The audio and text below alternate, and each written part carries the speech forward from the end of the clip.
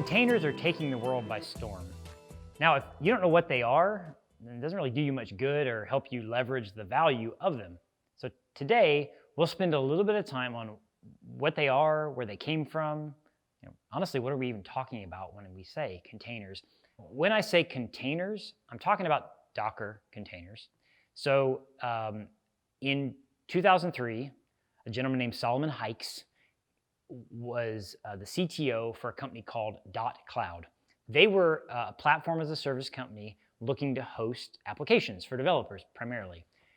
The background, the developer experience was that frequently developers would be building software and applications, and then they would go to deploy it onto .cloud, and it wouldn't work quite the same way. It would work well, maybe, potentially, on their laptop, but then they would go to deploy it, and Solomon noticed that there was a shift, primarily because your cloud environment or your platform environment, and again, this extends into history, right? Far before .cloud even existed, right? Developers who were doing local development, they've got a developer desktop, and it's your standard individual user operating system, Windows, for an end user. And then the software would get packaged and deployed. And not only were you deploying into a new environment, but frequently your server-based operating systems are different. You might be going from Windows to Linux. You might be going from 64-bit with 8 gigs of RAM and all dedicated to what that developer's doing, to hosting that app in a pile with a bunch of other apps on that same machine. So differences in configuration between a local environment and that cloud or infrastructure or wherever you happen to be hosting it, those differences caused developers, and historically always had caused this chasm or this drift or this issue going from local to non-local, or from local desktop, laptop to server. And so Solomon, given that they were in this market of platform as a service and trying to enable developers, Solomon saw this problem as potentially solvable by creating these small buckets, so to speak, of context. So that, and again, if you could run that bucket, or you could create that little sandbox on your local machine, then potentially it was portable. Because the other way we've solved this problem historically, and we'll get into this in a minute, is a developer might actually use a virtual machine, and they might host a virtual machine on their desktop. One potentially that even mirrors or mimics the server technology. So they might stand up a virtual machine with Windows Server software, and they might, or maybe Linux, and they might do the development in the virtual machine. Well, so that solves some of the problems.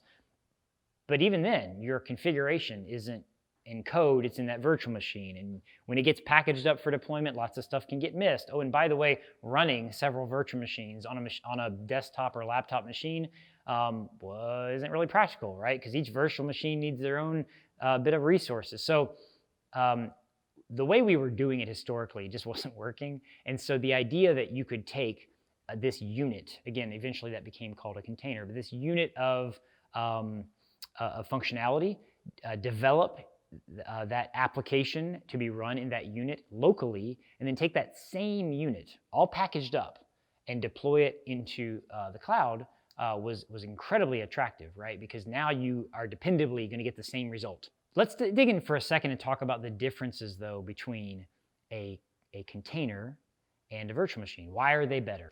One of the reasons is because the footprint is smaller. So traditional virtual machine, installed, not only are you not going to deploy the whole virtual machine and the app, you're just going to still extract and deploy the app, whereas containers tend to be a lot smaller. The footprint of a container tends to be, it can be gigs, but frequently it's sub 500 megs. And so this small thing is more easily packageable and deployable. So it's smaller and therefore more portable. But also it came, this containerized concept came with not just the application, but also the environment that application was running in. So again, what Docker containers is both the app as well as the runtime. The beauty of containers is you can take and bundle the source code or the application, the binaries, the thing that makes the app, as well as the runtime, deploy that into an environment hosting Docker engine, and then that allows that runtime and the app to start in an isolated enough way that if that app goes down, it just affects that app.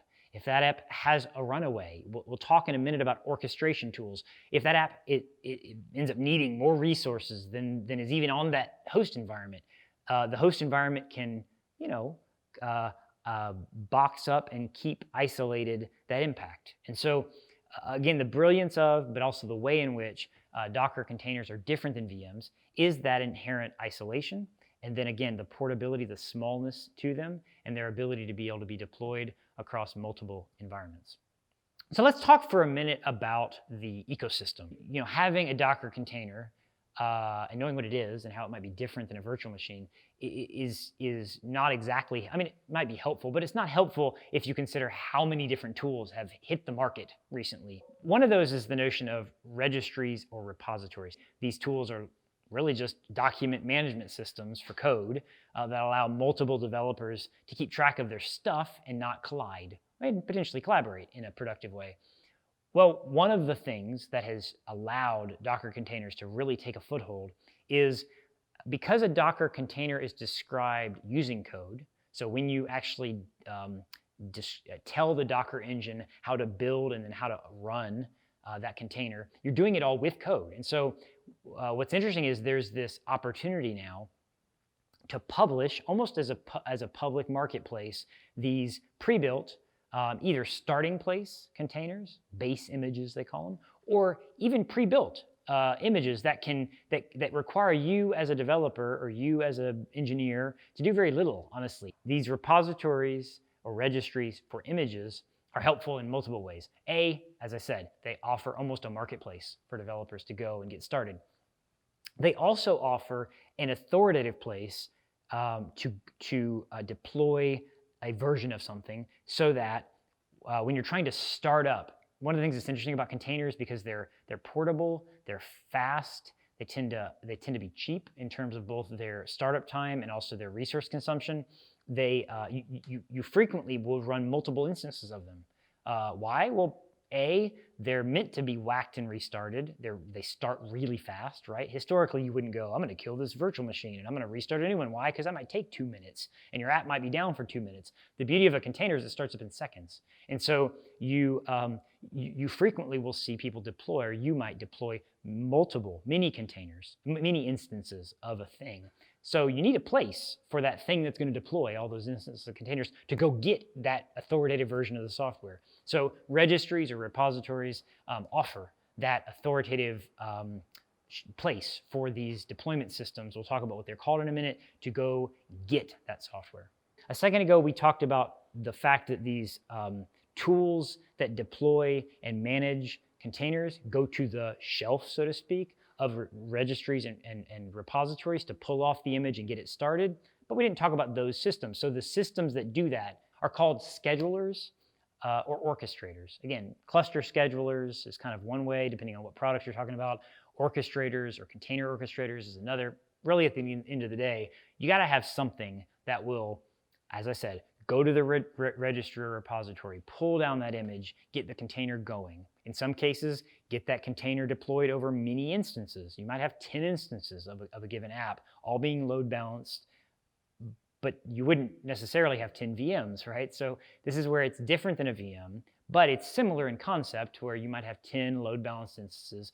Getting those 10 stood up, making sure that they're running effectively, ensuring that if they're not running effectively, you kill off a not working one, you redeploy a working one. Keeping all that sort of together is the job of a scheduler or an orchestrator. The most popular, by the way, I think if you've even been around Docker containers at all, you almost immediately hear mentioned Kubernetes. So Kubernetes is it started as an incubated project from Google. Now it is a publicly available open source solution for doing this exact thing, and it nearly has the same ubiquity or popularity as Docker itself, but it is a wildly popular solution. There's a number of really popular ones. The most popular, arguably the winner in the orchestration space, is Kubernetes. But you need frequently, unless you're wanting to run a single container and you really don't care if it goes down. Meaning if it goes down, that's okay, I'll just manually restart it. You will need these schedulers and these orchestrator tools. Maybe most importantly, though, all the products and values related and value you get from Docker containers are still available to you without this last area of modern Docker ecosystem. But almost always, containers are connected to or related to a broader set of initiatives around enabling a more agile, nimble, stable, scalable infrastructure. Public clouds, almost all of them, offer solutions to host and deploy containers. In fact, the ecosystem of tools, almost all of these public clouds that I just mentioned, as well as a variety of others, provide solutions. You can literally deploy a cluster with a couple of clicks, and then now you're live and you have the ability to host containers in a Kubernetes environment. Also, the idea of hosting these registries or repositories. Generally speaking, in the ecosystem of Docker containers, that's really the most important three. Schedulers and orchestrators, registries and repositories, as well as public and often private clouds. So if you're wondering, how should I get started? So if I've piqued your interest and you say, okay, I kind of maybe understand how Docker containers came to be and how they're different from VMs, but I want to do something with them. There's a few tips, a few getting started notes that I'd like to pass along so you don't feel as intimidated and you don't feel like maybe you don't have access to a public cloud. Step one, install Docker for Desktop for your specific operating system. So it might be Docker for Desktop for Windows, Docker for Desktop for Mac, Docker for Desktop for Linux. Next, because of how many free getting started options you have for public cloud, after you get started with Docker for Desktop, one of the most powerful aspects of containers are how you can take a container from one environment that's potentially local and deploy that into another environment and have virtually no seam. You probably want to try to get access to public cloud somehow. Now, if you've already got access to public cloud through your company or whatever, this is a great chance to stand up either a Kubernetes as a service, or Azure's got Azure Container Instances, which are a real light way to just host containers in the cloud. You investigate the cloud options. Making that transition will teach you a lot, but it'll also really unleash the power of what might have otherwise been just conceptual ideas. It really gives you access to the power of Docker containers. Next, if you have a dev team, one of the other nice parts about Docker and Docker for Desktop is it gives you a really lightweight way to stand up multiple environments for potentially multiple apps. So as I said, the historical way was to leverage multiple VMs. That's costly, slow, and typically if you were a developer using multiple VMs, you couldn't hardly do anything else, if you even got the VMs to run in the first place. Lastly, once you cross that hurdle, so this is more maybe step 4, once you get local development working with dev, really look at it for that full lifecycle value. How many times have you been involved in a deployment process and what it worked in the dev environment didn't work in production?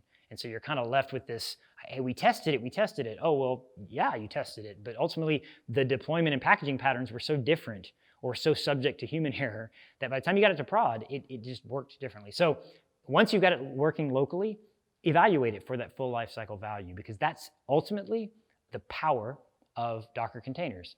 Hopefully this has been valuable. Hopefully it's been clarifying. What I would really encourage you to do is consider how it could transform your dev process, speed you up, and then lastly, how it might streamline your push to production.